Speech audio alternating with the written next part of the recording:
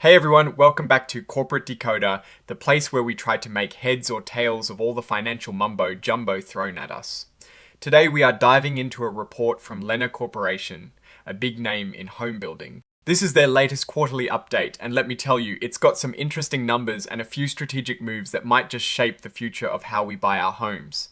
If you like getting the inside scoop on companies like this, make sure you are subscribed and also consider joining our Discord community that is linked in the description below, where we break down these documents together. Alright, let's get straight to it. Lennar is one of the largest home builders in the United States. They build homes for first-time buyers, people looking to upgrade, and even active adults. They also dabble in financial services and multifamily properties. This report covers their third quarter ending the 31st of August 2025. So first up, a look at their financial health on the balance sheet. As of the 31st of August 2025, their total assets were about $34.9 billion. This is down from around $41.3 billion at the end of their previous fiscal year in November 2024. This drop is significant and likely reflects some strategic decisions they've been making. On the asset side, a big chunk comes from their home building operations inventories, which are finished homes and land, stand at a massive $13.4 billion as of August 2025. That is a pretty substantial amount tied up in physical stuff. Deposits and pre-acquisition costs on real estate are also a big number, over $6 billion. This suggests they are controlling a lot of land through options and agreements before they fully own it, which is part of their land.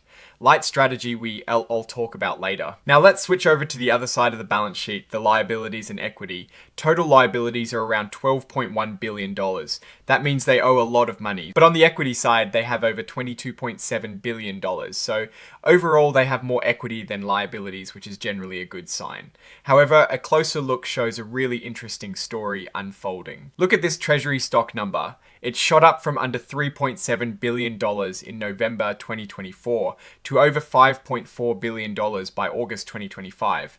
This means they've been buying back a lot of their own stock, which can be a good way to return value to shareholders if the stock is undervalued. It also reduces the number of shares outstanding, which can boost earnings per S-share. Let S move on to the income statement. This tells us how much money they made and spent. For the third quarter of 2025, their total revenues were about $8.8 billion. This is down from over $9.4 billion in the same quarter last year. Sales of homes are the biggest driver here, bringing in over $8.2 billion in the quarter. Financial services and multifamily operations also contribute. Now, the bottom line net earnings attributable to Lennar for the third quarter were around $591 million. That sounds like a lot, but it is almost half of what they reported in the same quarter last year, which was about $1.16 billion. So profits took a noticeable hit. Interestingly, even though their reported net earnings dropped, the other comprehensive income section is pretty much zero for this quarter. This means the changes in market value of certain investments didn't significantly boost or drag down their overall comprehensive income this time around. Now let's look at cash flow. This is crucial because cash is king. For the first 9 months of 2025, their net cash used in operating activities was a negative $1.5 billion. That is a huge outflow of cash just to keep the lights on and buy land and build homes. In the same period last year, they actually generated over $1.4 billion in cash from operations.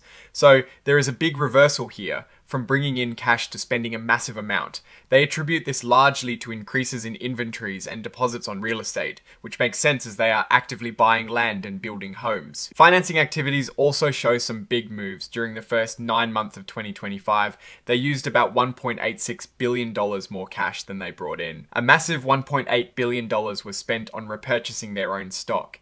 This, along with dividend payments, is a big reason why their cash reserves are being drawn down. On the flip side, they did borrow about $1.14 billion under their revolving credit facility, which is a line of credit they can tap into when needed. Now let's talk about some major strategic moves that really explain some of these numbers. First, they spun off Millrose Properties, which is a big deal. They contributed about $5.6 billion in land and $1 billion in cash to Millrose. This is part of their strategy to become a pure play asset light new home manufacturing company. Basically, they want to focus on building homes and have other companies handle the land development and ownership. Then, just a few days later, they acquired Rausch Coleman Homes. This acquisition expanded their presence into new markets. So they are spinning off parts of their business while also acquiring new ones. That's a complex juggling act. Lennar breaks down its business into several segments: home building, financial services, multifamily, and Lennar Other. The home building segment is further divided by region: East Central, South Central, and West. Looking at the home building segments, revenues are down across the board in the third quarter of 2025 compared to last year. Gross margins also took a hit, moving from over 22% to around 17.5% on home sales. This means for every dollar of home sold, they are keeping less profit. This is mainly due to lower average sales prices and higher land costs. The company is also dealing with some market risks. They mention interest rate fluctuations and the impact of inflation. Even though they are trying to manage things, there is always a risk that defaults on loans could be higher than expected. The financial services segment, which includes mortgage and title services, saw its operating earnings increase. This is good news, as they are making more money from each loan they process. They originated over $5.1 billion in mortgages in the third quarter, which is pretty consistent with last year. The multifamily segment, which focuses on building rental apartments, reported an operating loss this quarter. Last year, they had a significant gain from selling assets, which made that period look much better. And then Therese, the Lennar other segment. This is where they hold their investments in technology companies like Opendoor and Hippo. They actually saw some pretty big gains from these investments in the third quarter, over $99 million compared to about $39 million last year. So, while the core home building business may be facing headwinds, their tech investments are doing well right now. Let's talk about debt. Their home building debt to total capital ratio is up significantly from 7.5% in November 2024 to 13.5% in August 2025. This means they are using more borrowed money relative to their equity in the home building part of the business. This is partly because their equity decreased due to the Millrose spin, often stock buybacks, and they also took on more debt. Now, for the good news, they seem to be in compliance with their debt covenants. Their net worth is well above the minimum required, and their leverage ratio is quite low. This suggests they are managing their debt levels responsibly, even with the increased borrowing. Of course, they include a section on forward looking statements. They're optimistic about the future, hoping interest rates will go down and affordability will improve, leading to more demand. They expect to sell between 20,000 and 21,000 homes and deliver between 22,000 and 23,000 homes in the fourth quarter. They were also focused on maintaining around a 17.5% margin, assuming market conditions cooperate. So, what is the big picture here? Lennar is clearly in a period of strategic transformation. They are actively trying to shed land-heavy assets and focus on being a more agile home builder. The spin-off of Millrose and the acquisition of Roush show they are making bold moves. Financially, the drop in profits and increased use of operating cash is a concern, but it seems tied to their investment in future growth and control over land.